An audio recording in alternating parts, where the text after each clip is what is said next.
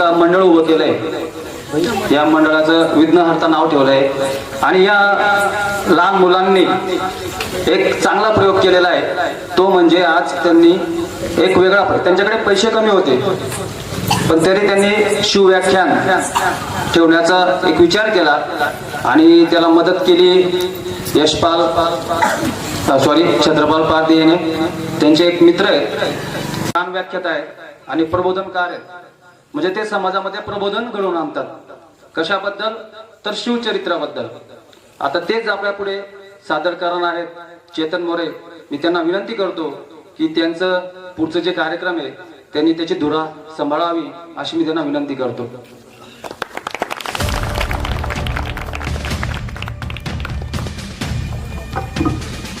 नमस्कार.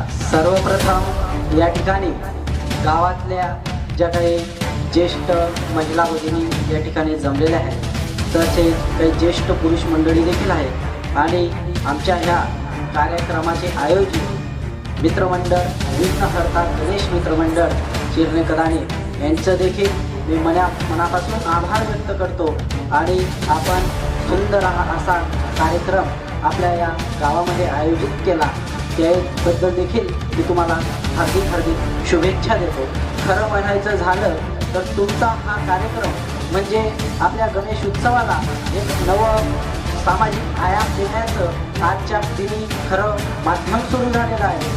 आणि नक्कीच गणरायांचे आशीर्वाद घेऊन तुमच्या आमच्या आयुष्यामध्ये नवीन क्रांतीचं पर्व आपण नक्कीच सुरू करू.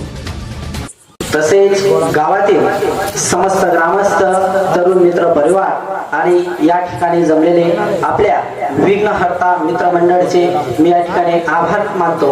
तसेच मित्रांनो, आपण आज गणरायांचा आशीर्वाद घेऊन आपण हा प्रबोधनाचा कार्यक्रम या ठिकाणी आता आयोजित केलेला आहे. हा कार्यक्रम आयोजित करण्याचं कारण म्हणजे आपल्या गावामध्ये, समाजामध्ये तरुणांना एक वेगळी दिशा मिळावी, एक वेगळा विचार मिळावा आणि त्या विचारातून तुमच्या आमच्या प्रगतीच्या वाटा ह्या मोकळ्या व्हाव्यात. हाच प्रामाणिक हेतू या तरुण मित्रमंडळाने, या तरुण मित्र परिवाराने आणि ग्रामस्थांनी हा व्याख्यानाचा योग या ठिकाणी घडवून आणला आहे. ज्या काही माता भगिनी घरामध्ये स्वयंपाक वगैरे करत असतील, घराची कामं आटोपली असतील, तर माझ्या माता भगिनींनी, इथे जमलेल्या माता मावल्यांनी आणि घरी असणाऱ्या देखील माता मावल्यांनी आणि तरुण बंधूंनी आणि भगिनींनी सगळ्यांनी कार्यक्रमाला जास्तीत जास्त पद्धतीने यावं. कारण या देशाला ज्या छत्रपती शिवरायांची गरज आहे, तो छत्रपती शिवराय घडवण्याचं माध्यम म्हणजे तुम्ही आहात. म्हणून जिजाऊंच्या लेकींनी इथे आवर्जून येणं हे आग्रहाचं आमंत्रणच असेल. तर मित्रांनो, आपण व्याख्यानाला सुरुवात करण्यापूर्वी ज्या ज्या महापुरुषांनी तुमचा आमचा देश हा अखंडित राहावा, अभेद्य राहावा म्हणून आपल्या प्राणाची आहुती दिली आणि आपल्या प्राणाच्या आहुतीने हा सुंदर असा भारत तुमच्या आमच्या समोर त्यांनी ठेवलेला आहे. आणि याच भारतामध्ये आपल्याला या लोकशाहीच्या देशामध्ये जीवन जगत असताना असा अभिमान वाटतो, आपलं ऊर भरून येतं. त्याच भारतातले तुम्ही आम्ही भूमिपुत्र आज गणरायांच्या आशीर्वादाने आता नव्या पर्वाची सुरुवात करणार आहोत.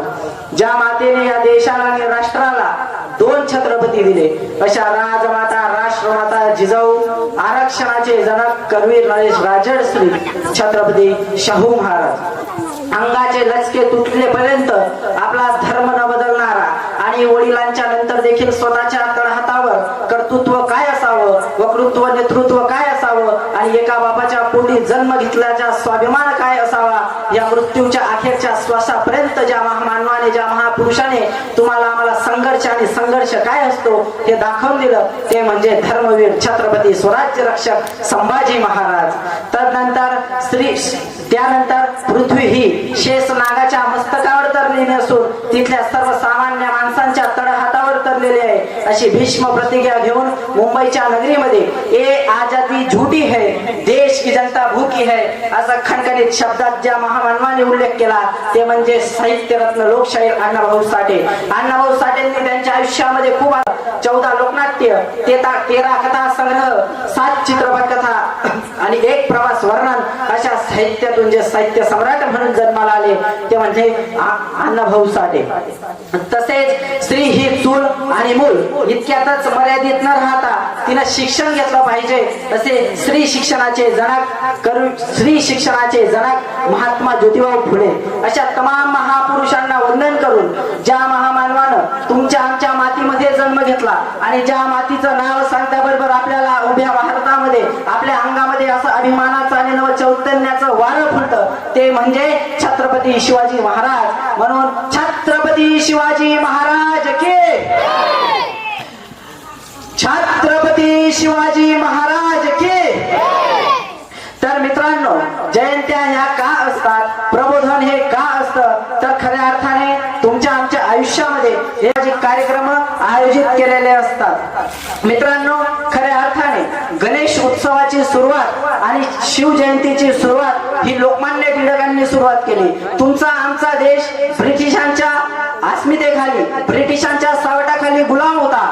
आपला भारत ज्या दिवशी गुलाम होता, ज्या कालखंडामध्ये गुलाम होता, तेव्हा लोकमान्य टिळकांनी आपल्या भारतीय नागरिकांना एकत्र आणण्यासाठी हा गणेश उत्सव आणि शिवजयंती सारखे उत्सव यांची सुरुवात केलेली आहे. तर हे व्याख्यान वगैरे हे आपण आयोजित का करतो, तर आपल्याला एक नवी दिशा, नवी प्रेरणा मिळावी. हाच आदर्श, हाच विचार लोकमान्य टिळकांनी त्या तत्कालीन काळामध्ये ठोक ठेवला. आपल्याला आपला समाज कसा एकत्र करता येईल, आपल्याला आपल्या गावातले लोक कशी एकत्र करता येतील, आपल्याला पूर्ण हा देश जर मुक्त करायचा असेल तर या देशात क्रांती करण्यासाठी सर्वसामान्य माणसाच्या मनामध्ये, सर्वसामान्य माणसाच्या मेंदू आणि हृदयामध्ये विचार गेला पाहिजे. आणि जोपर्यंत तो विचार त्यांच्या मनामध्ये जात नाही तोपर्यंत आपण या देशामध्ये क्रांती घडवू शकत नाही. म्हणून शिवजयंतीचं माध्यम असेल, गणेश उत्सवाचं माध्यम असेल, याच्या माध्यमातून लोकमान्य टिळकांनी समाजाला जागृत केलं, लोकांना एकत्र केलं आणि या एकत्रित केलेल्या लोकांना त्यांनी क्रांतीचे धडे द्यायला सुरुवात केली. मित्रांनो, तुम्ही आम्ही पाहत असतील, आपण आजही आपण किती विरोध आपल्यामध्ये असतो, द्वेष, मत्सर भावना वगैरे किती गोष्टी आपापल्या आपसात असतात. आपण सखे भाऊ असून देखील आपल्यामध्ये खूप असे मतभेद असतात. मग लोकमान्य टिळकांनी त्या काळामध्ये विचार केला, आपल्याला ते त्या काळचं स्वप्न होतं. पण मित्रांनो, काळ उलटत गेला, कालखंड उलटत गेला. वर्षानुवर्षापासून क्रांतीच्या वाटा ह्या मोकळ्या झाल्या आणि तुमचा आमचा देश स्वतंत्र झाल्यावरती, लोकमान्य टिळक गेल्यावरती, आज 21व्या शतकामध्ये जरी सांगायचं झालं तरी आपण पाहत असतो तर गावागावामध्ये एकाच गलीमध्ये 2-2, 4-4, 5-5, 6-6 गणपती आपल्याला पाहायला मिळतात. ही अवस्था इथे नव्हे तर प्रत्येक ठिकाणी आहे. पूर्ण महाराष्ट्रामध्ये बघतो. लोकमान्य टिळकांचं स्वप्न होतं तर एक गाव एक गणपती, त्या गणपतीच्या माध्यमातून पूर्ण लोक एकत्रित यायला पाहिजे आणि एकत्रित आलेल्या लोकांनी एक नवा विचार या समाजाला देणं अपेक्षित आहे. यासाठी गणेश उत्सवाचं खऱ्या अर्थाने आयोजन लोकमान्य टिळकांनी केलेलं होतं. मित्रांनो, तुमच्यामध्ये देशप्रेम असावं, लोकमान्य टिळकांचा प्रमुख उद्देश होता. तुमच्यामध्ये देशप्रेम असावं. देशामध्ये चालू असलेल्या घडामोडींच्या एक नव्या पर्वाला सुरुवात होत असते, हाच लोकमान्य टिळकांचा प्रामाणिक हेतू होता. पण कालांतराने समाज विखरला गेला, जाती जातीत समाज वाटला गेला, गावागावाच्या पॉलिटिक्स मुळे समाजात दुभंगला गेला आणि ज्या पद्धतीने आपल्याला दिसायला पाहिजे असा गणेशोत्सव आता आपल्याला पाहायला मिळत नाही. ही आपली नव्हे तरी आपल्या संपूर्ण देशाची खंत आहे. पण मित्रांनो, तुमचा आमचा देश गुलाम असताना लोकमान्य टिळकांनी केसरी आणि मराठा सारखं वृत्तपत्र सुरू केलं. तर वृत्तपत्र सुरू करण्याचं कारण देखील एक होतं, समाजातल्या घराघरापर्यंत वृत्तपत्र जाईल आणि वाचलेल्या वृत्तपत्रातून काही ना काही नवा विचार माझ्या या देश बांधवांच्या हृदयामध्ये सामावेल आणि एक नवी प्रेरणा आपल्याला मिळेल. तर या ठिकाणी विघ्नहर्ता गणेश मित्र मंडळ यांनी हा सुंदर असा व्याख्यानाचा कार्यक्रम आयोजित केला आणि तसेच छत्रपाल भाऊ आणि तसेच नामदेव दादा पवार असतील, तसेच गोलूदादा असतील, या सगळ्या मित्रमंडळींनी खूप चांगलं सहकार्य केलं. आमचे दादा आहेत, दादांनी खूप चांगल्या प्रकारे सहकार्य केलं आणि हा सुंदर असा कार्यक्रमाचा योग तुमच्या आपल्या गावामध्ये यांनी घडवून आणला. तर मित्रांनो, सांगायचं उद्देश एकच, तर गणेश चतुर्थीच्या माध्यमातून असेल, गणरायांच्या बसण्याच्या याच्यावरून असेल, तर आपल्याला एक नवा विचार आपल्याला या ठिकाणी घेऊन जायचा आहे. तर मित्रांनो, तरुण मित्रांना माझं सांगणं आहे, आपल्याला जर महापुरुषांचा सारखा हा देश जर अभेद्य आणि अखंड ठेवायचा असेल, आपल्याला प्रभू श्रीरामांसारखं आदर्शवान व्हावं लागायचं असेल किंवा छत्रपती शिवरायांसारखं कर्तृत्ववान व्हायचं असेल, धर्मवीर संभाजी राजांसारखं, स्वराज्य रक्षक संभाजी राजांसारखं जर या देशामध्ये तर तुम्हाला आम्हाला एक नवं क्रांती पर्व सुरू करावं लागेल आणि खऱ्या अर्थाने त्या काळाची आता गरज आलेली आहे. तर या ठिकाणी जिजाऊंच्या लेखी बसलेल्या आहेत, आमच्या माता भगिनी बसलेल्या आहेत. तर तुम्हाला एक सांगतो, तर माता भगिनींना माझ्या एक सांगणं आहे, तुमच्या पोटी शिवराय जन्माला आले, तुमच्या पोटी भीमराय जन्माला आले, नव्हे नव्हे तर ज्ञानोबा तुकोबा देखील तुमच्या पोटी जन्माला आले. अशा महापुरुषांना जन्म देणाऱ्या महास्त्रिया तुम्ही आहात. तर ज्याप्रमाणे एका स्त्रीने तलवारीच्या पातीवरती स्वतःच्या सासऱ्याचं राज्य अबाधित ठेवलं, त्या राजमाता अहिल्याबाई होळकर देखील आपल्याच देशात आणि आपल्याच राज्यात झाल्या. अशा अहिल्याबाई होळकरांसारख्या महान स्त्रिया आपल्या देशामध्ये झाल्या.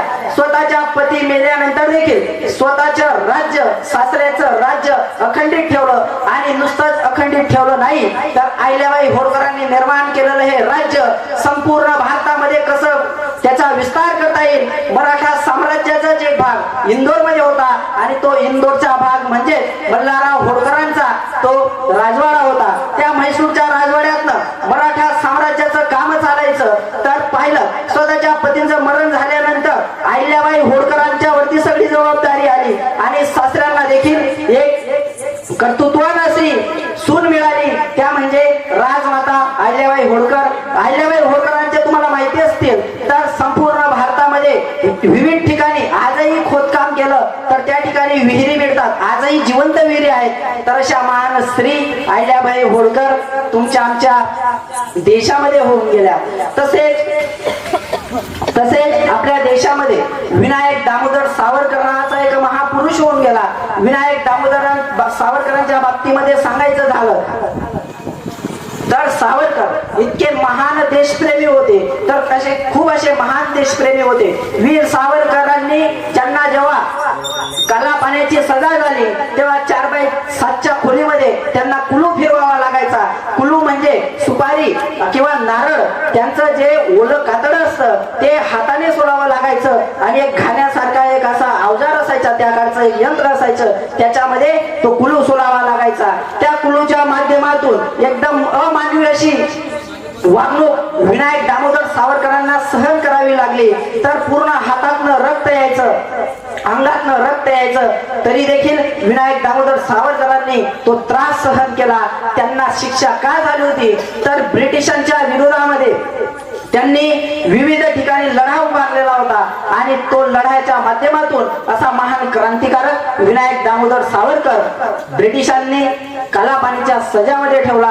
आणि ती सजा देत असताना विनायक दामोदर सावरकरांना एक वाक्य सुचलं, तर ते वाक्य असं होतं, ने मजसीने परत मातृभूमीला सागरा प्राण तडमडला, सागरा प्राण तडमडला. पूर्ण अशा 6 समुद्रांच्या मध्ये असलेला तो प्रदेश आणि त्या प्रदेशामध्ये त्यांना आणून ठेवलं होतं आणि ते नेहमी सागराजवळ जायचे आणि म्हणायचे, ने मजसीने परत मातृभूमीला सागरा प्राण तडमडला, सागरा प्राण तडमडला. तर विनायक दामोदर सावरकर त्या समुद्राला म्हणायचे, ए महान अथांग अशा समुद्रा, मला माझ्या मायभूमीची ओढ लागली रे, मला माझ्या मायभूमीच्या कडे घेऊन जा.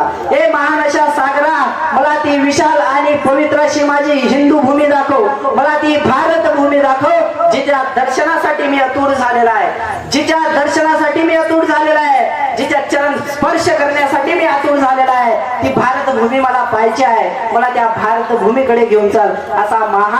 असा महान विनायक दामोदर सावरकर नावाचा महापुरुष तुमच्या आमच्या देशामध्ये होऊन गेला. मित्रांनो, खऱ्या अर्थानेच 1857ला तुमचा आमचा देश या ब्रिटिशांच्या सावटापासून मुक्त होणार होता.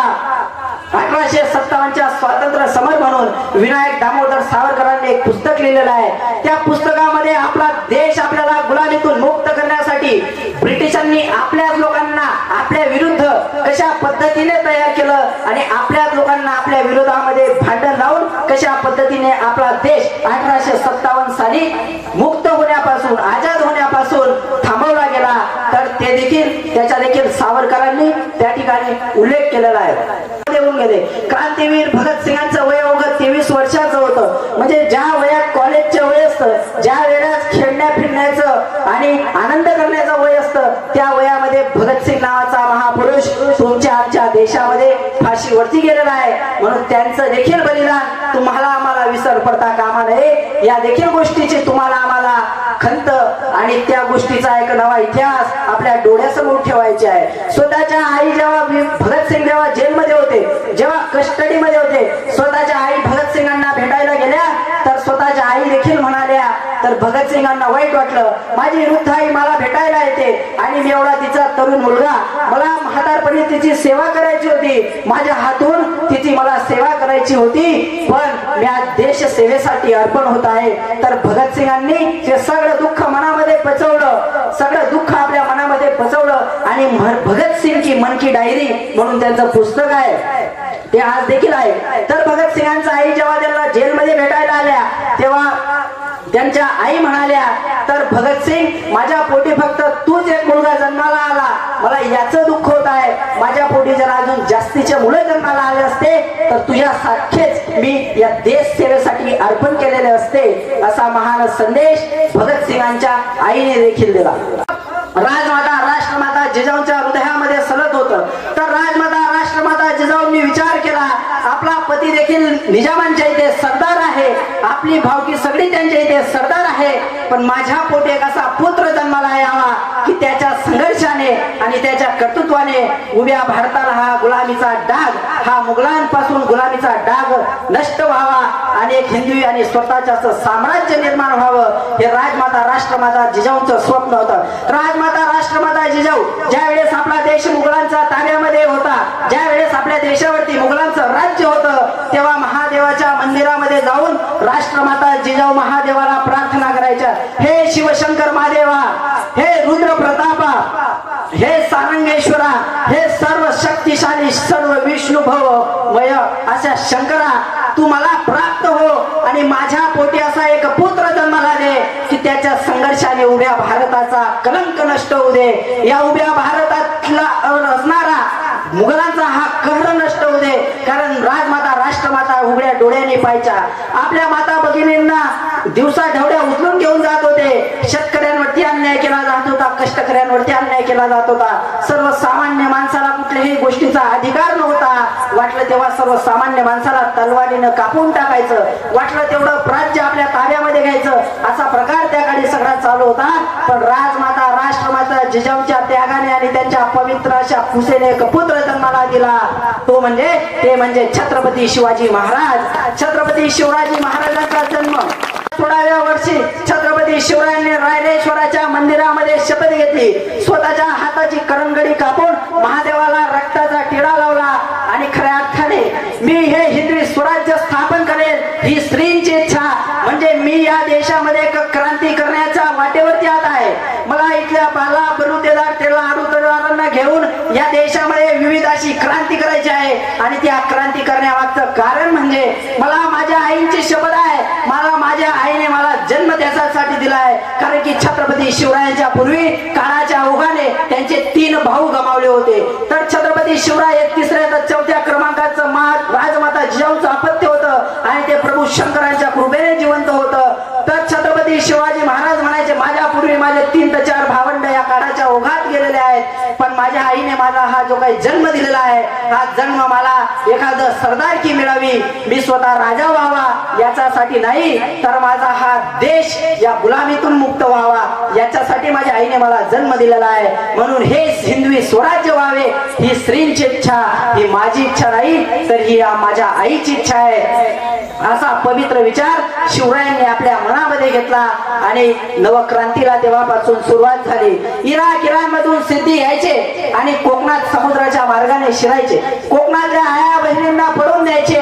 ही बातमी छत्रपती शिवरायांच्या कानावरती आली, ही बातमी छत्रपती शिवरायांच्या कानावरती आली आणि छत्रपती शिवरायांनी त्या काळचे स्वराज्याचे चीफ इंजिनियर होते हिरोजी इंदुलकरांना बोलवून घेतलं.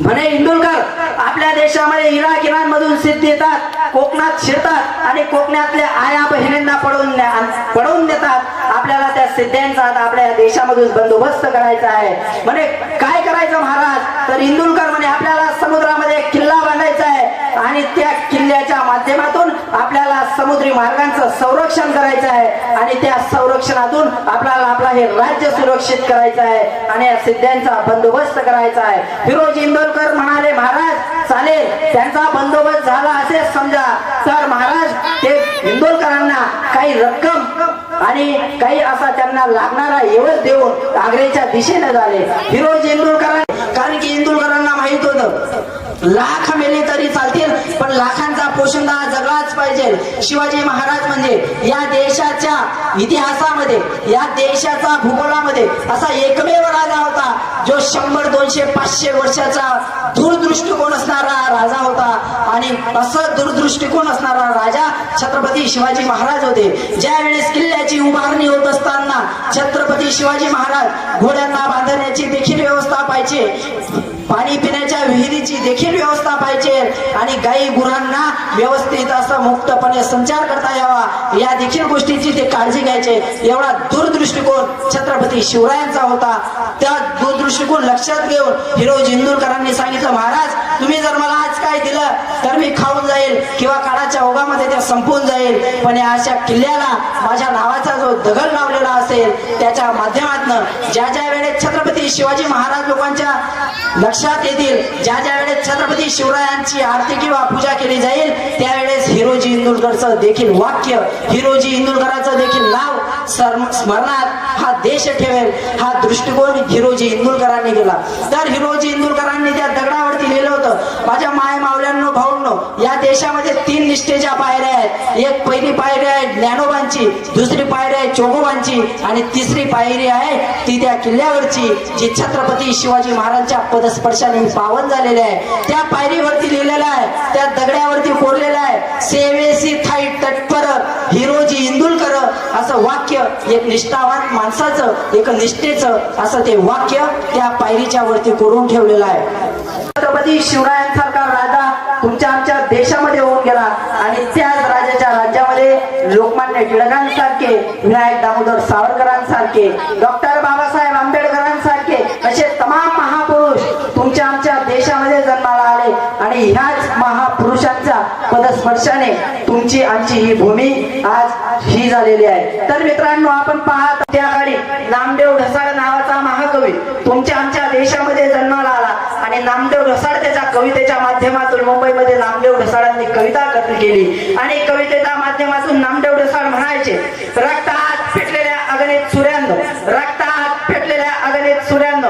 तर मित्रांनो, नामदेव ढसाळ ते इथल्या तरुण पिढीला आव्हान करायचे, इथल्या तरुणांना ते साथ घालायचे, उठा उठा जागे व्हा शिवरायांच्या मावळ्यांनो, आता क्रांतीसाठी सज्ज व्हा, उठा उठा जागे व्हा शिवरायांच्या मावळ्यांनो, आता क्रांतीसाठी सज्ज व्हा असं नामदेव ढसाळांचं म्हणणं होतं. आणि नामदेव ढसाळ आपल्या कवितेच्या माध्यमातून म्हणायचे, रक्तात पेटलेल्या अगणित सूर्यांनो, तुमची आई बहीण आजही विटंबल्याचे हाताहातातून, रक्तात पेटलेल्या अगणित सूर्यांनो, तुमची आई बहीण आजही विटंबली जाते हाताहातातून. मवाल्यासारखे माजलेले उन्मत्त निरोप मेणबत्ती सारखी जाळतात माणसे चौका चौकातून. मवाल्यासारखे माजलेले उन्मत्त निरोप मेणबत्ती सारखी जाळतात माणसे चौका चौकातून. कोडभर भाकरी पसावर पाणी यांचा ठास केलास तर फिरवला जातोय नांगर आज देखील घरादारावरून. कोडभर भाकरी पसावर पाणी यांचा ठास केलाय तर फिरवला जातो नांगर आजही घरादारांवरून. रक्तात पेटलेल्या अगणित सूर्यांनो, रक्तात पेटलेल्या अगणित सूर्यांनो, किती दिवस सोसायची ही घोर नाकेबंदी, किती दिवस सोसायची ही घोर नाकेबंदी, मरेपर्यंत राहायचे का असेच युद्ध कैदी. ती पहा रे ती पहा मातीची अस्मिता आभाळावर झाले, माझ्या आत्म्याने आता जिंदाबादची गर्जना केली. गुहेच्या तोंडाशी ठेवून जात आहे मी पिसाटलेला जाळ, गुहेच्या तोंडाशी ठेवून जात आहे मी पिसाटलेला जाळ. या पुढील तुम्ही शिलगावीत चला काळ, या पुढील तुम्ही शिलगावीत चला काळ असा नामदेव ढसाळांनी तुम्हाला आम्हाला एक वैचारिक अशी दिशा इथे या ठिकाणी देण्याचं काम केलेलं आहे. आणि माझा जो काही प्रमुख विषय, प्रत्येक माझ्या कार्यक्रमामध्ये माझा एक प्रमुख विषय असतो तो म्हणजे मी व्यसनाच्या बाबतीवरती 5 ते 10 मिनिटं जास्त बोलत असतो. कारण की खऱ्या अर्थाने ज्या तरुणांच्या हातावरती आपल्याला हा देश टिकवायचा आहे, ज्या देशाची सीमा, ज्या देशाची हद्द आणि या देशाचा आधार वृक्ष असलेला जो तरुण आहे तो ज्या देशामध्ये सुसंस्कृत असला पाहिजे, ज्या दिवशी हा तरुणाची दिशा भटकेल त्या दिवशी माझ्या देशाची अर्थव्यवस्था आणि व्यवस्था भटकायला वेळ लागणार नाही या गोष्टीची सगळ्यांना जाणीव आहे. म्हणून तरुण हा या देशाचा कणा आहे आणि तोच कणा आपल्याला मजबूत करायचा आहे. असा तरुण या देशामध्ये घडवायचा आहे. स्वामी विवेकानंद नेहमी म्हणायचे, स्वामी विवेकानंद नेहमी म्हणायचे, तुम्ही मला 100 मुलं द्या, तुम्ही मला 100 असे तरुण द्या, जे सखोल अशा समुद्राची, ते सखोल अशा समुद्राची पाण्याची मात्रा देखील त्या पाण्यामध्ये जाऊन चेक करू शकतील, ज्यांच्या मनगटामध्ये शक्ती असेल, ज्यांच्या मनामध्ये ज्ञान असेल आणि बुद्धीमध्ये विवेक असेल, असे 100 तरुण मला द्या. तुम्हाला असेल आणि वाटत असेल तसा हा देश तुम्हाला मी या गुलामीतून मुक्त करून दाखवतो, असं स्वामी विवेकानंद म्हणायचे. मित्रांनो, स्वामी विवेकानंद देखील तरुणांच्या बाबतीमध्ये खूप अशा पद्धतीने वाक्य म्हणायचे आणि स्वामी विवेकानंदांनी म्हटलं होतं, मला 100 तरुण द्या, तुम्हाला हवा असेल तसा हा देश मी तुम्हाला घडवून दाखवतो. तर स्वामी विवेकांच्या सारखा, स्वामी विवेकानंदांच्या स्वप्नातला तरुण आपल्याला या देशामध्ये जर घडवायचा असेल तर अशा प्रबोधनातून एक नवं वाक्य त्यांनी घेऊन जाणं गरजेचं आहे. या अशा प्रबोधनामधून नवा असा विचार त्यांनी घेऊन जाणं गरजेचं आहे. स्वामी विवेकानंदांना अपेक्षित असलेला भारत आपल्याला घडवायचा आहे. तर मित्रांनो, स्वामी विवेकानंद शिकागो मध्ये ज्या वेळेस गेलेले होते तर सगळा अमेरिकेसारखा देश स्वामी विवेकानंदांच्या विचारांनी प्रभावित झालेला होता. जास्ती करून ज्या वेळेस शिकागो मध्ये धर्म परिषद सुरू होती आणि त्या धर्म परिषदेमध्ये विचारलं गेलं स्वामी विवेकानंदांना, तर स्वामी विवेकानंद तुम्हाला तुमच्या देशावरती इतका गर्व का वाटतो, तर त्यावरती स्वामी विवेकानंद म्हणाले, मला माझ्या देशावरती गर्व याच्यासाठी वाटतो कारण की माझ्या देशाला हजारो वर्षापासून गुलामीची परंपरा आहे, माझ्या देशाला हजारो वर्षापासून गुलामीची परंपरा आहे. पण जसा कालखंड गुलामीचा आहे तो, तशी क्रांतिकारकांची एक नवी तरुण फळी तयार होते आणि माझा देश वेळोवेळी या यवनांच्या ताब्यातून मुक्त होतो, म्हणून मला माझ्या देशावरती गर्व आहे, असं स्वामी विवेकानंद नेहमी म्हणायचे. ज्या वेळेस मुघलांनी तुमच्या आमच्या देशावरती राज्य केलं त्याच वेळेस महाराणा प्रतापांसारखा मानव, महापुरुष आणि महान असा योद्धा जन्माला आला. त्यांनी देखील मुघलांच्या विरुद्ध खूप मोठं असं युद्ध केलं. पृथ्वीराज चव्हाण असतील, उदयसिंग असतील, असे महान लोक देखील जन्माला आले आणि आपापल्या पद्धतीने त्यांनी देश मुक्त करण्याचं, आजाद करण्याचं काम केलं. मुघल आले, त्यांच्यानंतर छत्रपती शिवरायांसारखे सद विवेकी पुरुष देखील आपल्या देशामध्ये जन्माला आले आणि यांनी तो गुलामीचा काळ पुसून काढला. ज्याप्रमाणे इंग्रज आपल्या देशावरती आले आणि इंग्रजांचा कालखंड पुसून टाकण्यासाठी भगतसिंग, राजगुरू, सुखदेव, विनायक दामोदर सावरकर, लोकमान्य टिळक यांसारखे अनेक महापुरुष या देशामध्ये आले. म्हणून स्वामी विवेकानंदांना आपल्या देशाविषयी गौरव करत असताना नेहमी खूप असा गर्व आणि अभिमान वाटायचा. आणि मित्रांनो, या देशाची धुरा तुमच्या आमच्या खांद्यावरती आहे. मित्रांनो, माझा एक प्रमुख विषय आहे तो म्हणजे तरुणांचा आमच्या कुळाला आणि जातीला लागलेला कलंक आहे. मित्रांनो, व्यसन म्हणजे तुमच्या आमच्या कुळाला, तुमच्या आमच्या जातीला आणि तुमच्या आमच्या रक्ताला लागलेला कलंक आहे. मित्रांनो, जसा कॅन्सर एक वेळ तुमच्या शरीरातला कॅन्सर मारता येऊ शकतो, तुम्हाला केमो देऊन तुमच्या शरीरातला कॅन्सर मारता येऊ शकतो, पण तुम्हाला लागलेलं व्यसन हे सोडता येऊ शकत नाही. तुम्हाला जर व्यसन सोडायचं असेल तर महापुरुषांचे विचार तुम्हाला तुमच्या हृदयामध्ये तेवत ठेवावे लागतील, तेव्हाच तुम्ही व्यसनासारख्या अशा मनोवृत्तीपासून वाचाल. मित्रांनो, व्यसन म्हणजे, तर मित्रांनो, जे काही माझे बांधव इथे व्यसन करत असतील, जे काही माझे बांधव कुठल्याही प्रकारचं व्यसन करत असतील, तर त्यांना मी एकच सांगतो, ज्या वेळेस तुमचे लहान असतानाचं चित्र पहा, तुमची लहान असतानाचं चित्र पहा, तुमच्या आजीने तुम्हाला मांडीवरती झोपून जेव्हा तुमची ती आंघोळ केलेली असते तेव्हा तुमच्या आजीला देखील वाटतं हा माझ्या वंशाचा दिवा आहे, तुमच्या आजीला देखील वाटतं हा माझ्या वंशाचा दिवा आहे, हा खूप मोठा झाला पाहिजे, याने चांगलं काम याच्या हातून घडलं पाहिजे, आपल्या कुटुंबाचं नाव लौकिक याच्या हातातून व्हायला पाहिजे, असं तुमच्या आजीचं स्वप्न ते केव्हांचं असतं जेव्हा तुम्ही एकदम लहान असतात आणि आजीने जेव्हा हे पाय असे लांब केलेले असतात आणि त्या पायावरती तुम्हाला जेव्हा पीठ वगैरे लावून जेव्हा आई तुमच्या आंघोळ करते, आजी आंघोळ करते, त्यावेळेस तुमच्या आजीला ते वाटतं तर हा आपल्या कुटुंबाचा दिवा आहे, हा चांगला असा घडला पाहिजे, तर तुमच्या आजीला वाटतं. तर तुम्ही ज्या वेळेस त्या दारूचा ग्लास असेल किंवा कुठल्याही प्रकारचं व्यसन असेल ते करतात तेव्हा तुम्ही त्या तुमच्या आजीच्या स्वप्नांची राखारांगोळी करतात. आणि ज्या दिवशी तुम्ही ज्या आईच्या पोटी जन्माला आलेले असतात 9 महिने 9 दिवस त्या मायने जे ओझं आपल्या पोटामध्ये वागवलेलं असतं, ते ओझं जे वागवलेलं असतं त्या ओझ्याचा देखील तुम्ही अपमान करतात. तुमच्या आईला तरी वाटतं, तुमच्या आईला देखील वाटतं तर आता माझ्या पोटी एक मुलगा जन्माला आलाय, मला जो नवरा मिळाला तो आयुष्यभर व्यसनी निघाला, त्याने व्यसनाच्या याच्यामध्ये कुठल्याही प्रकारचं कुटुंबावरती नियंत्रण ठेवलं नाही, कुटुंबातल्या बाबतीमध्ये त्यांनी कुठल्याही प्रकारची काळजी केली नाही. पण माझ्या पोटी आता एक चांगला मुलगा मी जन्माला देते आणि तो मुलगा माझ्या कुठेतरी कुटुंबाचं कल्याण करेल, हा विश्वास त्या तुमच्या आपल्या आईच्या मनामध्ये असतो.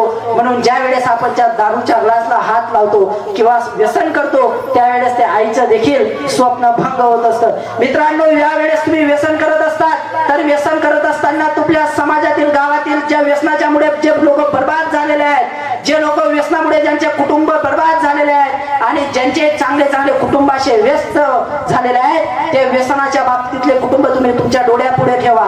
व्यसनाने काय काय महाकार माजवलेला आहे. एक वेळ आपला देश ब्रिटिशांच्या मुघलांच्या ताकदीतून आपल्याला मुक्त करता आला, पण आपल्या स्वतःचं देह आपल्याला व्यसनापासून मुक्त करता येत नाही. ही सगळ्यात मोठी तुमची आमची शोकांतिका आहे.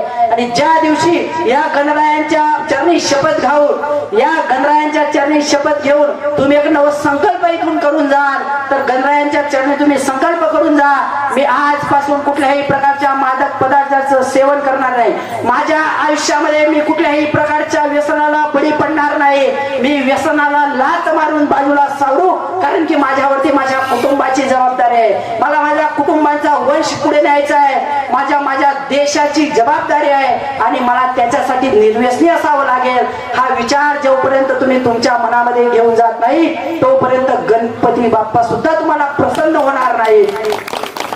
तर तुम्हाला आम्हाला माहितीये, एकदम असे सोन्यासारखे दिसणारे माणसं, दष्टपुष्ट असणारे माणसं व्यसनाच्या मुळे कशी बळी जातात ते आपण पाहतोय. आपल्या राज्यामध्ये रोजचे 15 ते 20 हजार लोक हे दारूच्या व्यसनामुळे मरत आहेत. हा पूर्ण महाराष्ट्र राज्यातला रेशो आहे. रेशो काढून बघा. रोजचे 15 ते 20 हजार म्हणणारे लोक हे व्यसनामुळे मरतात. 15,000 लोक तर हे दारूच्या जास्ती अति सेवनामुळे मरतात आणि 5,000 लोक हे दारू पिऊन ड्रायव्हिंग केल्यामुळे मरतात. असा आकडा आपल्या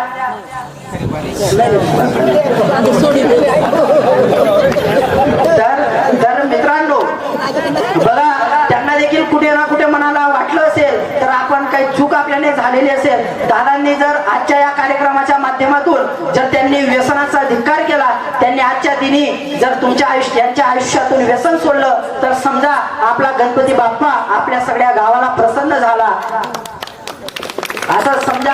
कारण की मित्रांनो, खरं म्हणजे या प्रबोधनाच्या कार्यक्रमातून असाच नव विचार घेऊन जायचा असतो. तर मित्रांनो, तर इतकं प्रमाण दारूच्या बाबतीमध्ये मरणाचं आहे. तर मित्रांनो, अजून दारू सारखं एक व्यसन आहे. तुम्हाला आपल्याला सगळ्यांना माहितीये, तो पूर्ण तो व्यसनाच्या भरात असतो, पण त्याला स्वतःची आई सुद्धा ओळखू शकत नाही याने काय व्यसन केलेलं आहे. असा गांजा देखील तुमच्या आमच्या तरुण पिढ्यांना सर्वात जास्त बर्बाद करत आहे. मित्रांनो, ज्या वेळेस आम्ही शाळा कॉलेजेस मध्ये गांजाच्या आहारी गेलेले तरुण जे पाहतो त्यावेळेस आमच्या मनाला वेदना होतात. कारण की वेदना याच्यासाठी होतात, प्रत्येकाचा मुलगा हा वंशाचा दिवा असतो. प्रत्येकाचा आई वडिलांची काही ना काही स्वप्न असतात. उभं आयुष्यभर ज्या बापाने फाटक्या बन्यांना शेतामध्ये मेहनत केलेली असते, सावकाराचं कर्ज फेडून अख्खा आयुष्य घातलेलं असतं आणि ज्या वेळेस स्वतःच्या कष्टाच्या कमाईतून तो आपल्या पोराला नवी दिशा देण्याचं काम करतो, शिक्षण देतो आणि शिक्षणात करत असतानाच आपला मुलगा जेव्हा व्यसनाचा आहारी जातो तेव्हा तो पूर्ण कुटुंबाची मातीमोल केल्याशिवाय राहत नाही. म्हणून इकडे तरुण जे व्यसनाचा आहारी जातात त्यांनी व्यसनापासून मुक्त असलं पाहिजे. हा प्रामाणिक संदेश मी आपल्याला आज ठिकाणी या ठिकाणी सांगतो.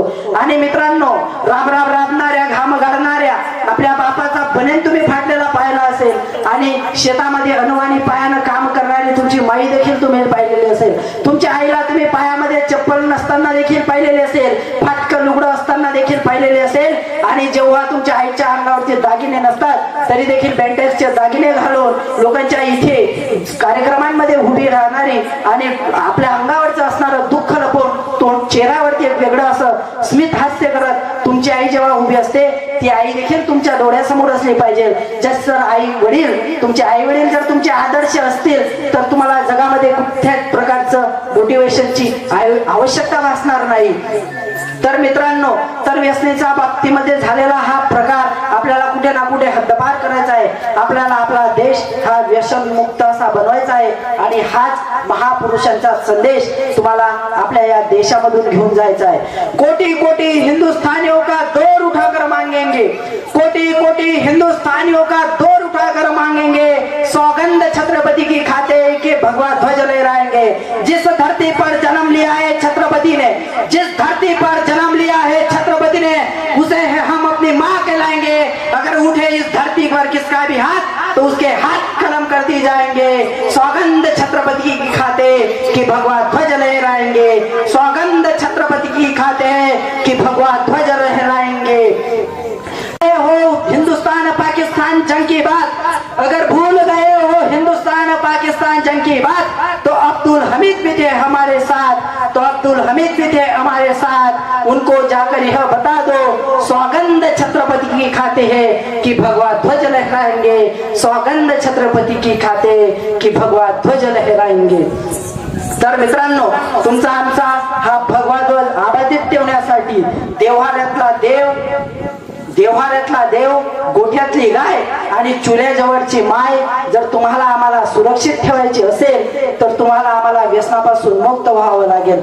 तुम्हाला जर आपल्या देशामध्ये यवनांचं परकीयांचं आक्रमण जर थांबवायचं असेल तर तुम्हाला व्यसनापासून दूर असावं लागेल आणि शिक्षणाच्या बाबतीत देखील तुम्हाला खूप अशी चांगल्या प्रकारे क्रांती करण्यासाठी उत्सुक व्हावं लागेल। तर मी या ठिकाणी माझ्या माता भगिनींना एकच सांगतो, तुम्ही तर खूप शिकलेले आहात, इथे भाऊ जे काही मित्र परिवार आहे हे देखील खूप शिकलेले आहेत, पण तुम्हाला एक सांगतो, जोपर्यंत तुम्ही तुमच्या कुटुंबामध्ये शिक्षणाची मुहूर्तमेढ रोवत नाही, तुम्ही तुमच्या कुटुंबातल्या तरुण पोराला किंवा मुलीला शिक्षणासाठी प्रवृत्त करत नाही, तोपर्यंत तुमच्या हातून तुमच्या कुटुंबाचं कल्याण होणार नाही। आणि तुम्हाला जर तुमच्या पोटातून जर तुमच्या मुलाचं कल्याण करायचं असेल, तुमच्या पिढ्यांचं कल्याण करायचं असेल तर शिक्षण रूपी वाघिणीचं दूध तुम्हाला यांना पाजावंच लागेल। आणि ज्या दिवशी तुमचा कुटुंबातला तरुण हा शिकून सुसंस्कृत होईल आणि सुसंस्कृत झालेला तरुण जेव्हा या देशाच्या कामी येईल, त्या दिवशी खऱ्या अर्थाने तुम्हाला देखील जिजाऊ झाल्याचा सार्थ अभिमान झाल्याशिवाय राहणार नाही। म्हणून शिक्षण रूपी वाघिणीचं दूध हे तुम्हाला पाजावंच लागेल। आंबेडकर नेहमी म्हणायचे, शिक्षण हे वाघिणीचं दूध आहे, जितके प्याल तितके घुरघुरणार, असं डॉक्टर बाबासाहेब आंबेडकर नेहमी म्हणायचे। डॉक्टर बाबासाहेब आंबेडकर एक सामान्य अशा दलित कुटुंबात जन्माला आलेला मुलगा, ज्या माणसाला शिक्षणाचा देखील हक्क आपल्या देशातल्या व्यवस्थेने दिलेला नव्हता, असा डॉक्टर बाबासाहेब आंबेडकर नावाचा कोहिनूर हिरा तुमच्या आमच्या देशामध्ये जन्माला आला। वर्गाच्या बाहेर बसून पावाचे तुकडे खाऊन त्यांना संघर्ष करावा लागला आणि शिक्षण घेतलं, पण डॉक्टर बाबासाहेब आंबेडकरांच्या हृदयामध्ये एक चेतना होती। त्यांना आपल्या या भारतातल्या शोषित, वंचित, उपेक्षित, दलित, आदिवासी, शोषित, वंचित, शेतकरी, कष्टकरी, कामगारांविषयी त्यांच्या मनामध्ये एक असा अभिमान होता की मी जे भोगत आहे आणि माझ्या देशातले सर्वसामान्य लोक जे भोगत आहेत ते पुढच्या पिढ्यांनी भोगलं नाही पाहिजे, याच्यासाठी मला माझ्या देशामध्ये क्रांती करायची आहे, मला माझा समाज मुक्त करायचा आहे, माझ्या समाजावरती होणारा अत्याचार मला थांबवायचा आहे, शेतकऱ्याचा अत्याचार मला थांबवायचा आहे, बहुजन समाजाच्या बाबतीत होणारा अत्याचार मला थांबवायचा आहे, गोरगरिबांची पोरं देखील शिकली पाहिजेत, चांगल्या उंच उंच पदांवरती गेलेले पाहिजेत आणि या देशातल्या राज्य व्यवस्थेमधून गेलेले पाहिजेत, असं माझं स्वप्न आहे, असं डॉक्टर बाबासाहेब आंबेडकरांना वाचायचं। डॉक्टर बाबासाहेब आंबेडकर नेहमी म्हणायचे, जाकर लिख दो अपने घरों के दीवारों पर, जाकर लिख दो अपने घर के दीवारों पर, मैं ऐसी इतिहास बनाने वाली जात निर्माण करने जा रहा हूँ। त्याच डॉक्टर बाबासाहेब आंबेडकरांच्या संघर्षाने, त्याच डॉक्टर बाबासाहेब आंबेडकरांच्या प्रयत्नानं आपल्या देशाला सुंदर असं संविधान मिळालं आणि त्या संविधानाच्या माध्यमातून उंबरठाच्याच पलीकडे असणारी माझी माय आज या व्याख्यानाला समोर येऊन बसते आहे, माझी बहीण या व्याख्यानाला समोर येऊन बसते आहे। आज गावातला कुठलाही जाती धर्मातला पंथातला समाजातला माणूस या ठिकाणी येऊन बसतो, ही पुण्यही फक्त आणि फक्त डॉक्टर बाबासाहेब आंबेडकरांच्या मुळेच आहे। तर डॉक्टर बाबासाहेबांनी हिंदू कोड बिल सारखा कायदा लिहिला आणि माझ्या या हिंदू स्त्रीला उंबरठाचा बाहेर काढलं, ती हिंदू स्त्री उंबरठाच्या बाहेर निघाली आणि सुनीता विल्यम्स झाली, कल्पना चावला झाली, प्रतिभाताई पाटील झाली आणि त्यानंतर आजची द्रौपदी मुर्मू देखील झाली। इतक्या महान स्त्रिया तुमच्या आमच्या या देशाला मिळाल्या, याचं कारण देखील डॉक्टर बाबासाहेब आंबेडकर आहेत। ज्या दिवशी डॉक्टर बाबासाहेब आंबेडकरांच्या मनामध्ये आलेलं होतं, मला या देशामध्ये क्रांती घडवायची आहे, सर्वसामान्य लोकांचं असं राज्य आणायचं आहे, तर आजच्या दिनी डॉक्टर बाबासाहेब आंबेडकरांचे ते स्वप्न माझ्या म्हणण्या देखील पुरं झालेलं आहे. कारण की भूषण गवई सारखा दलित समाजाचा न्यायाधीश सरन्यायाधीश आपल्या देशाला आता लाभलेला आहे. म्हणून डॉक्टर बाबासाहेब आंबेडकरांचं देखील स्वप्न या ठिकाणी पुरं झालेलं आहे. तर जपानमध्ये एक सम्राट होता हिटलर. तर हिटलर नावाचा सम्राट जपानमध्ये जन्माला आला. हिटलरच्या पिढ्यांवरती देखील अन्याय झालेला होता. हिटलरच्या पिढ्यांवरती अन्याय झालेला होता. त्याच अन्यायाचा बदला हिटलरने 80,000 जर्मन माणसं कापून टाकलेत. 80,000 जर्मन माणसं कापून टाकलेत आणि त्याचा बदला पूर्ण केला. पण तुमच्या आमच्या देशामध्ये डॉक्टर बाबासाहेब आंबेडकर नावाचा महापुरुष जन्माला आला. त्याने कुठल्याही प्रकारचा रक्तपात केला नाही. त्यांनी कुठल्याही प्रकारचं शस्त्र हातात घेतलं नाही आणि सुंदर असं संविधान आपल्या देशासाठी लिहून ठेवलं आणि त्या संविधानाच्या माध्यमातून तुम्हाला आम्हाला मुक्त केलं. म्हणून एक शाहीर म्हणतो हजारो वर्ष शस्त्र परजलेत त्यांनी, हजारो वर्ष शस्त्र परजलेत त्यांनी, पण त्यांना या देशाचा कोपरा सुद्धा हलवता आला नाही. बाबा तुम्ही फक्त पेन उचलला आणि या देशाचा इतिहास बदलला. बाबा तुम्ही फक्त पेन उचलला आणि या देशाचा इतिहास बदलला. घेऊन जावं लागायची त्यांना. 2 प्रकारच्या साड्या सोबत घेऊन जाव्या लागायच्या. ज्या वेळेस ते त्यांच्या घरापासून निघायचे त्यावेळेस समाजातले ज्या काही कुप्रवृत्तीचे लोक होते त्यांना असं वाटायचं स्त्री ही नेहमी गुलाम असली पाहिजे, स्त्री नेहमी ही दास अशा परंपरेमध्येच अडकून पडलेली पाहिजे, स्त्री ही चूल आणि मूल यांच्या व्यतिरिक्त कुठेही न गेली पाहिजे. अशा विचारांचा देखील या वर्ग आपल्या देशामध्ये त्या काळी होता आणि आज देखील आहे.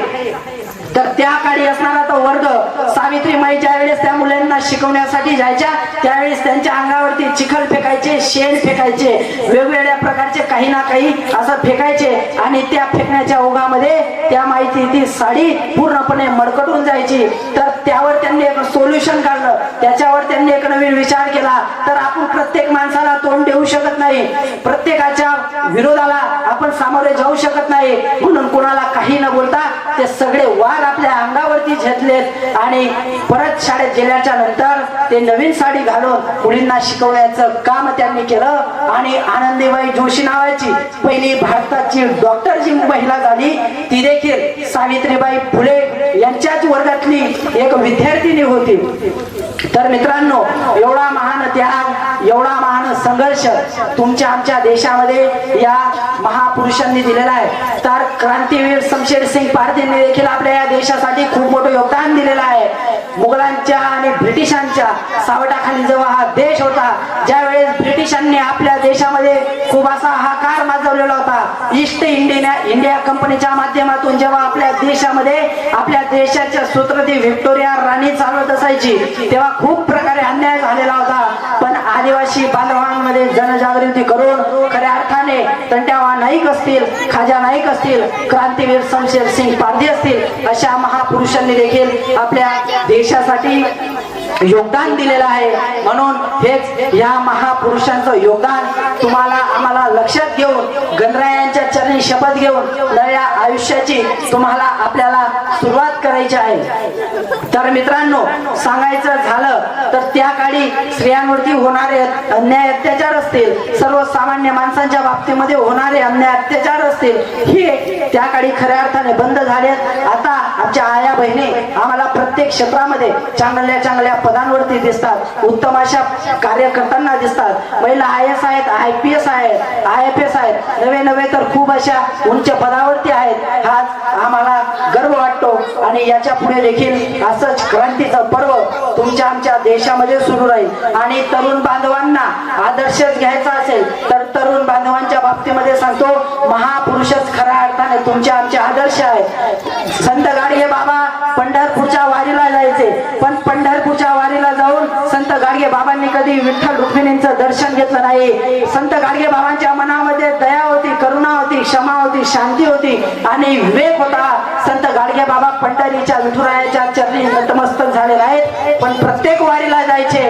पंढरपूरच्या वारीमध्ये आलेल्या भाविक भक्तांनी जे काही कचरा असेल, जी काही विष्ठा असेल ही सगळी विष्ठा उचलण्याचं काम संत गाडगे बाबांनी केलं. ग्राम स्वच्छ अभियानासारखं काम त्यांनी स्वतःच्या हातून सुरू केलं. म्हणून गाडगे बाबांचं देखील तुम्हाला आम्हाला विसर पडता कामा नये असं कार्य गाडगे बाबांनी होतं. त्याच्यामध्ये खूप असे महापुरुष जन्माला आलेत. वयाच्या 82 वर्षी गाडगे बाबा गेले. 82 वर्षाचं वय असताना संत गाडगे बाबा गेले. 59 वर्षाचं वय असताना राष्ट्रसंत तुकडोजी महाराज गेले. 65 वर्षाचं वय असताना डॉक्टर बाबासाहेब आंबेडकर गेले. 62 वर्षाचं वय असताना महात्मा ज्योतिबा फुले गेलेत. 50 वर्षाचं वय असताना छत्रपती शिवाजी महाराज गेलेत. 49 वर्षाचं वय असताना अण्णाभाऊ साठे गेलेत. तदनंतर 49 वर्षाचं वय असताना अण्णाभाऊ साठे गेलेत आणि 25 वर्षाचं वय असताना धरती आबा बिरसा मुंडा गेलेत आणि 23 वर्षाचं वय असताना 23 वर्षाच्या वय असताना भगतसिंग गेलेत आणि 35 वर्षाचं वय असताना स्वराज्य रक्षक छत्रपती संभाजी महाराज गेलेत आणि वयाच्या 16व्या वर्षी ज्ञानेश्वर महाराजांनी सहजीवन जिवंत समाधी घेतली आणि आपल्या देहाचा निरोप घेतला. म्हणून वयाचं बंधन नसतं. आयुष्यामध्ये तुम्हाला जर काही एक नवा विचार पेरायचा असेल, आयुष्यामध्ये तुम्हाला जर तुमच्या कार्यकर्तृत्वाचा जर ठसा उमटवायचा असेल तर तुमचं वय हे ग्राह्य धरलं जात नाही. करू शकतात. म्हणून मनुष्य हा वयाने मोठा होत नसतो. मनुष्य हा आपल्या कार्याने कर्तृत्वाने मोठा होत असतो. हे या महापुरुषांनी तुम्हाला आम्हाला दाखवून दिलेला आहे. म्हणून याच महापुरुषांचा विचार तुम्हाला आम्हाला घ्यायचा आहे. ज्या संत ज्ञानेश्वर महाराजांना आपल्या समाजाने वाडीत टाकलं. संत ज्ञानेश्वर महाराजांचे वडील ज्यावेळेस हयात होते त्यावेळेस संत ज्ञानेश्वर महाराजांच्या वडिलांना समाजाने वाडीत टाकलं आणि वाडीत टाकल्याच्या नंतर त्यांना त्या दोघं तिघं भावंडांना देखील वाडीत टाकण्यात आलं. संत ज्ञानेश्वर महाराजांच्या घरी एकदम दारिद्र्यता होती, एकदम दुर्दशा होती. 18 विश्व दारिद्र्य असलेल्या कुटुंबात त्यांचा जन्म झालेला होता. तर संत ज्ञानेश्वर महाराजांचा त्यांच्या बहीण आणि भावंडांना घेऊन आपल्या गावामध्ये त्यांना भिक्षा मागावी लागायची. काय 2 वेळेसचे भाकर पोळ्या वगैरे असं काहीतरी त्यांना आपलं पोट भरण्यासाठी अन्न मागावं लागायचं आणि लोकांनी त्यांचा खूप असा द्वेष केला, मत्सर केला, विरोध केला आणि त्याच ज्ञानेश्वर महाराजांनी आपल्या कार्यकर्तृत्वाच्या रूपाने एक सुंदर असं पसायदान लिहिलं. आता विश्वेस्मके द्यावे येणे वाक्यज्ञ तोषावे तोषोनी मन द्यावे पसायदान हे. म्हणजे ज्ञानेश्वर महाराजांनी त्यांच्या पसायदानाच्या माध्यमातून केवळ माझं आनंदी सुखी व्हावं असं मागितलं नाही, केवळ देहू पंढरपूर सुखी व्हावं असं मागितलं नाही, केवळ महाराष्ट्राने भारत सुखी व्हावं असं मागितलं नाही, तर पूर्ण विश्व वसुदैव कुटुंबकमचा जो मंत्र आहे तो संत ज्ञानेश्वर महाराजांनी या देशामध्ये या विश्वामध्ये पेरलेला आहे. तर संत ज्ञानेश्वर महाराज एकमेवाचे संत आहे जे 16व्या वर्षी स्वतः सहजीवन जिवंत समाधी घेऊन घेतात आणि आपली जिवंत समाधी घेतल्याच्या नंतर देखील त्यांना जिवंत समाधी घेतात आणि समाधी घेतल्याच्या अगोदर ते असा विश्वाला एक मंत्र देऊन जातात. तसा मंत्र त्यांच्या नंतर एकही महापुरुष देऊ शकला नाही. असे महान आणि थोर संत ज्ञानेश्वर महाराज होते. संत ज्ञानेश्वर माऊलींनी ज्यावेळेस समाधी घेतली तर त्यांनी समाधी घेण्याचं एक मोठं कारण होतं. वयाच्या 16व्या वर्षाप्रमाणे 16व्या वर्षापर्यंत त्यांना सगळं ज्ञान प्राप्त झालेलं होतं आणि त्यांनी पसायदानाच्या माध्यमातून जो विश्वाला जो एक उत्तम आणि चांगला असा मंत्र द्यायचा होता तो देऊन त्यांचा झालेला होता आणि त्यांनी या जगाच्या निरोप घ्यायचं ठरवलं. म्हणून संत ज्ञानेश्वरांसारखा वयाच्या 16व्या वर्षी कर्तृत्व करणारा तरुण एक बालक तुमच्या आमच्या देशामध्ये आहे, जन्माला आलेला आहे. म्हणून माझ्या तरुण आणि या बालमित्रांनी देखील अशा महापुरुषांचा आदर्श आपल्या डोळ्यासमोर ठेवला पाहिजे. आपल्या कुटुंबामध्ये थोडासा जर काही संघर्ष असेल, काही दारिद्र्यता असेल, काही विषमता असेल आणि कुठल्याही प्रकारचं जर तुम्हाला टेन्शन असेल तर टेन्शन मध्ये चुकीचा विचार मनात न आणता एक अशा निधड्या छातीनं तुमच्या अंगापुढे छत्रपती शिवाजी महाराज येऊ द्या, स्वराज्य रक्षक संभाजी महाराज येऊ द्या. ज्या ज्या वेळेस तुम्हाला कुठल्याही मोटिवेशनची गरज वाटली, ज्या ज्या वेळेस तुमच्या समोर तुम्हाला आदर्श वाटलं तर त्या वेळेस असे महापुरुष तुमच्या डोळ्यासमोर ठेवा. कधी तुम्हाला आत्महत्यासारखा वाईट विचार तुमच्या मनामध्ये येणार नाही. कधी तुम्हाला नैराश्यासारखं वाटलं तर या महापुरुषांची चरित्र वाचा, जेणेकरून तुम्हाला एक चांगली नव प्रेरणा मिळेल, नव चैतन्य मिळेल आणि या नव चैतन्यातून तुम्हाला एक वेगळी दिशा मिळेल आणि या वेगळ्या दिशेतून तुम्ही काही ना काही नवीन असं काम इतिहासातलं कार्य घडवू शकतात, एक नव विश्वासाठी असं कार्य घडवू शकतात. तर मित्रांनो, आज आपल्या या गणेश उत्सवाच्या निमित्ताने आपण सुंदर असा कार्यक्रम या ठिकाणी आयोजित केलेला आहे. तर इथे काही बालमित्र असतील, तरुण मित्र परिवार असतील, माता भगिनी असतील तर मी तुम्हाला एकच सांगतो, तर मी खऱ्या अर्थाने माझ्या माता भगिनींना एकच सांगू इच्छितो, खरंच शिक्षण हे वाघिणीचं दूध आहे. Education is a tiger's milk, education is a tiger's milk. ते तुम्हाला तुमच्या बाई होळकरासारखं तुम्हाला ही कणखर व्हावं लागेल. तुमच्या मुलाचं पडलेलं उलट आणि चुकीचं पाऊल देखील तुमच्या निदर्शनास येऊन तुम्हाला जागीच त्याला आळा घालावा लागेल. तेव्हाच हा महान असा विचारांचा तुम्हाला संदेश पुढच्या पिढीला देता येईल, हेच आजच्या दिनी सांगतो. आणि परत तरुण मित्र परिवाराला जाता जाता एकच सांगू इच्छितो, ज्या महापुरुषांनी तुमच्या आमच्या देशासाठी आपल्या कुटुंबावरती तुळशी पत्र ठेवलं आणि या देशासाठी अखंड असं जीवन एक निर्मळ आणि शुद्ध अशा झरासारखं वाहत राहिले. स्वतःच्या कुटुंबाचा विचार केला नाही, पण अखंड वेळ, संपूर्ण वेळ या मानवी समाजासाठी ज्यांनी काम केलं त्या महापुरुषांचा आपल्या या देशाच्या कार्यामध्ये खूप मोठा वाटा आहे. तर विनायक दामोदर सावरकर नेहमी म्हणायचे, देवाकडून देहाकडे जात असताना देश लागतो, देवाकडून देहाकडे जात असताना देश लागतो आणि त्या देशाचे तुम्ही आम्ही देणं लागतो. ह्याच विचारांनी आपल्याला कार्य गमन करायचं आहे. तर मित्रांनो, देवाकडून देहाकडे जात असताना जसा देश लागतो आणि त्या देशाचा आपण देणं लागतो, म्हणून देश प्रथम ही गोष्ट, ही भूमिका तुमच्या आमच्या मनामध्ये बसली पाहिजे. हीच आजच्या दिनी गणरायांच्या चरणी नमस्कार करून शपथ घेऊन आपल्याला तुम्हाला आम्हाला जायचं आहे. आणि आशा बाळगतो आजच्या दिनी तरुण मित्र नवा असा संकल्प करतील, ज्या काही चुकीच्या गोष्टी असतील त्यांचा विसर पाडतील आणि आयुष्यामध्ये नव्या असा विचारांचा साक्षात्कार करून तुमचं आमचं आयुष्य सुफलाम करून तुमच्या आमच्या कुटुंबाला एक वेगळी नवी अशी दिशा देऊन तुमच्या आईचं स्वप्न पूर्ण करून, तुमच्या बापाचं स्वप्न पूर्ण करून, तुमच्या आजीबाबांचं स्वप्न पूर्ण करून तुम्ही तुमच्या कुळाचा चांगला असा उद्धार कराल, हीच विघ्नहर्ता गणरायांच्या चरणी प्रार्थना करतो. आणि जाता जाता एवढंच म्हणतो, शिका, संघर्ष करा आणि संघटित व्हा. कारण डॉक्टर बाबासाहेब आंबेडकर नेहमी म्हणायचे, गुलामाला गुलामीची जोपर्यंत तुम्ही जाणीव करून देत नाही तोपर्यंत तो बंड करून उठत नाही, आणि जोपर्यंत तो बंड करून उठत नाही तोपर्यंत तो क्रांती करू शकत नाही. ज्या दिवशी गुलामाला गुलामीची जाणीव होईल, ज्या दिवशी त्याला गुलामाला गुलाम असल्याची जाणीव होईल, त्या दिवशी तो बंड करेल, आणि ज्या दिवशी बंड करेल त्या दिवशी तो पेटून उठेल, आणि ज्या दिवशी जो पेटून उठेल त्याच दिवशी खऱ्या अर्थाने या देशामध्ये क्रांती घडेल. म्हणून जो समाज आपला इतिहास विसरू शकतो तो समाज आपला इतिहास घडवू शकत नाही. ही गोष्ट मनामध्ये घडवून घ्या आणि चांगला असं समाज कार्य करा, देव देश धर्माचं कार्य करा, साधू संतांची सेवा करा, आई बापाची सेवा करा, महापुरुषांचे पुस्तक वाचा, व्यसनापासून दूर राहा, आयुष्यामध्ये चांगल्या गोष्टींचा साक्षात्कार करा आणि वाईट गोष्टीचं कंबंड मोडण्याचं काम तुम्ही करा आणि समाजामध्ये एक चांगला असा विचार रुजवा. हीच गणरायांच्या चरणी तुम्ही देखील माझी प्रार्थना करा आणि तुमच्या वतीने मी देखील प्रार्थना करतो. आणि एवढं बोलून मी थांबतो आणि माझ्या वाणीला विराम देतो. जय हिंद, जय महाराष्ट्र, जय जिजाऊ, जय शिवराय, जय विघ्नहर्ता गणराया. आस्ते कदम, आस्ते कदम, आस्ते कदम.